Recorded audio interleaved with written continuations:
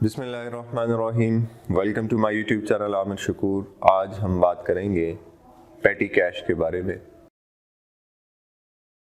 FA1 के अंदर जो ख़ास तौर पे बच्चे जो FA1 दे रहे उनके लिए ये टॉपिक इम्पोर्टेंट टॉपिक है। पेटी कैश क्या होता है?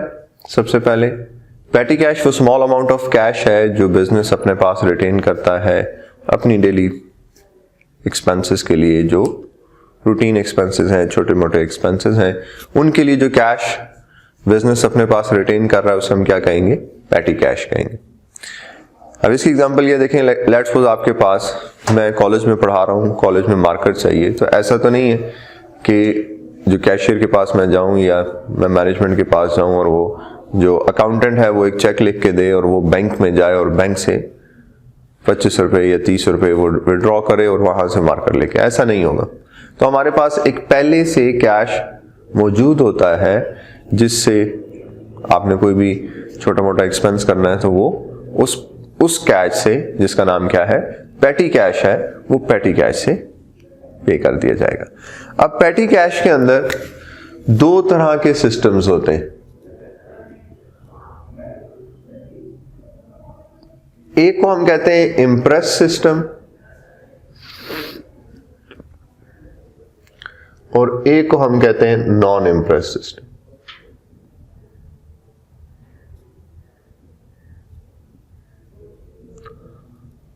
इम्प्रेस सिस्टम क्या होता है?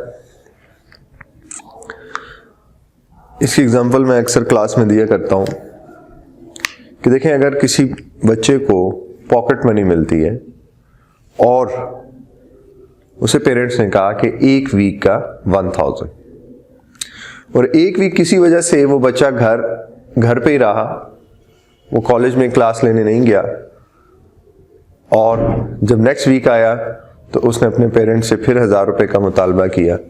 पेरेंट्स ने कहा कि तुम तो लास्ट वीक कॉलेज ही नहीं गए, और वो कहता है मेरे 200 रुपये अम्मी ने कोई चीज मंगवा ली थी। तो अब्बू आपसे कहते हैं कि आप ये वो जो 200 रुपये आपका लगा वो ले लें, आपका 1000 रुपया दोबारा बराबर होगा।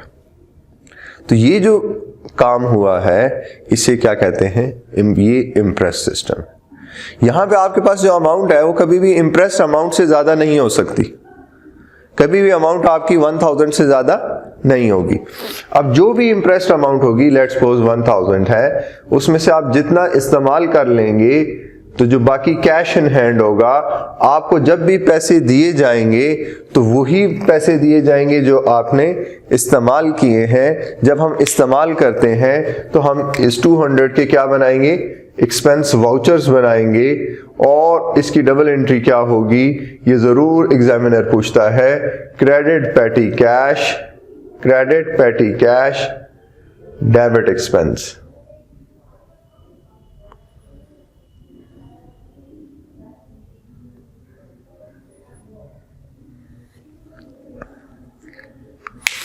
तो हम ऐसे भी कर सकते हैं, वाउचर्स कैश इन हैंड, यहां पे एक इक्वेशन भी बनती है, vouchers plus cash in hand is equal to imprest amount.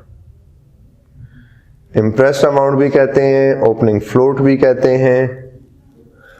जितने भी आपके पास वाउचर्स हैं, जिस तरह भी मैंने बात की, 200 के आपके पास वाउचर्स हैं, 800 कैश पड़ा हुआ है, दोनों को ऐड करेंगे तो हमारी इम्प्रेस्ड अमाउंट हमें पता चल जाएगी। इम्प्रेस्ड अमाउंट कितनी है? 1000। अच्छा, अब जब आप रीइंबर्स करवाएंगे तो रीइंबर्स कितना होगा? 200 से, क्योंकि आपने यूज कितना किया है? 200 यूज किया है। दोबारा से आपका बैलेंस कितना हो जाएगा? 1000। अब इस 200 की क्या एंट्री है? देखें, पेटी कैश जिस तरह बाकी कैश एक एसेट है, इसी तरह पेटी कैश भी आपका एसेट है। और जब एसेट इंक्रीज होता है तो क्या होगा? Debit petty cash, credit bank. तो दो तरह की एंट्रीज होती हैं, याद रखें। एक एग्जामिनर आपसे एग्जाम में कहता है कि बताओ ये जो मैंने कैश यूज किया है, इस कैश यूज किया है जो वाउचर्स बनाए हैं, इसकी एंट्री क्या होगी? तो debit expense credit petty cash. और फिर दूसरा कहेगा in order to restore the petty cash balance what would be the entry? तो फिर क्या एंट्री होगी? Debit petty cash credit bank. और इक्वेशन क्या है? Vouchers plus cash in hand is equal to imprest amount. अच्छा, यहां पे याद क्या रखेंगे?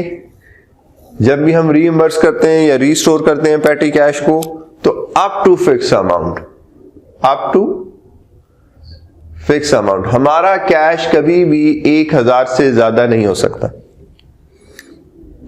और जब भी अगर 1000 की मैंने एग्जांपल ली है, तो इसका मतलब अगर 1000 से कम एक्सपेंसेस होंगे तो वही पेटी कैश से होंगे। उससे बड़े जो एक्सपेंस होंगे वो हम directly through cheque, through bank सारे पेमेंट्स कर रहे होंगे। दूसरा सिस्टम होता है non imprest system. Non imprest system क्या है? जैसा अभी मैंने थोड़ी देर पहले एग्जांपल ली कि आपको 1000 की पर वीक पॉकेट मनी मिलती है। आप एक वीक घर पे ही थे, कॉलेज नहीं आए, और आप 1000 रुपये आपको मिला, 1000 आपको मिला, आपने 200 यूज किया, 800 आपके पास पड़ा हुआ था, आपको फिर 1000 दे दिया गया। क्यों? क्योंकि मंडे आ गया। हर मंडे का आपको 1000 मिल जाता है इररिस्पेक्टिव कि आपने कितना यूज किया।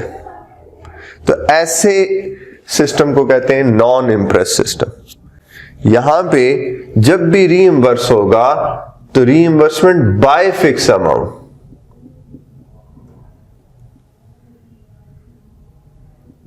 Reimbursement by fix amount. इसका मतलब क्या है कि जब भी आपको कैश दिया जाएगा तो एक फिक्स अमाउंट दी जाएगी। आपने जिस तरह मैंने भी कहा कि मंडे आया तो मंडे को 1000 मिल जाएगा, आपने आधा यूज किया, आपने सारा यूज कर लिया, अगले मंडे आया फिर आपको 1000 मिल गया। तो अब पेटी कैश रीइंबर्स कब होता है? वो वीकली हो सकता है, वो मंथली हो सकता है, ये डिपेंड करता है ऑर्गेनाइजेशन टू ऑर्गेनाइजेशन। फिर इसी के अंदर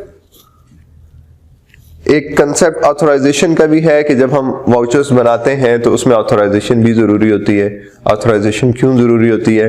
कि जो आपका पेटी कैशियर है वो जो भी एक्सपेंस कर रहा है वो वैलिड बिजनेस एक्सपेंस है, वो बिजनेस के लिए ही एक्सपेंस किए जा रहे हैं। इसलिए हर वाउचर एक विद इन पेटी कैश लिमिट भी होना चाहिए, उसको प्रॉपर अप्रूवल चाहिए होता है, ऑथराइजेशन चाहिए होती है जो कोई सीनियर कर रहा होता है। और पेटी कैश की अमाउंट कम होती है।